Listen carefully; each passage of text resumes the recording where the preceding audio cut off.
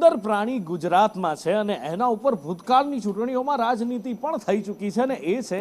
ઘુડખર। આમ તો ઘુડખર એટલે ગુજરાતનું ગૌરવ ગણવામાં આવે છે ને એ ઘુડખર જોવા લોકો દૂર દૂરથી અહીંયા આવે છે, પણ એ ઘુડખર જે સુરેન્દ્રનગરના નાના રણમાં છે એની આસપાસ જે ખેતીલાયક જમીન છે, જે ગામડાઓ આવેલા છે, એ ગામડાઓ આ ઘુડખરથી ત્રાહિમામ પોકારી ગયા છે અને એટલા માટે જ 11 ગામના ખેડૂતોએ બેઠક કરવી પડી। ડીઈઓ પણ આવ્યા, વન વિભાગ અહીંયા આવ્યું, એમની સમસ્યા સાંભળી, કારણ કે ઘુડખર એમના ખેતરમાં ઘૂસી આવે છે અને ઊભા પાકનો સોથ વાળીને જતા રહે છે અને ખેડૂતો બરબાદ થઈ જાય છે।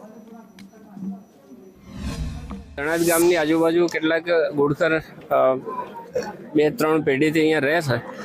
અને હાલ એમની સંખ્યામાં વધારો થયેલો છે, એટલે એના લીધે ખેતીમાં થોડા મતલબ રંજાડના પ્રશ્નો આવે છે। તો એ બાબતે એમની જે રજૂઆત હતી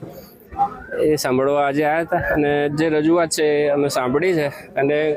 કેવી રીતે આ રંજાડ છે એને આપણે ઘટાડી અને અહીંથી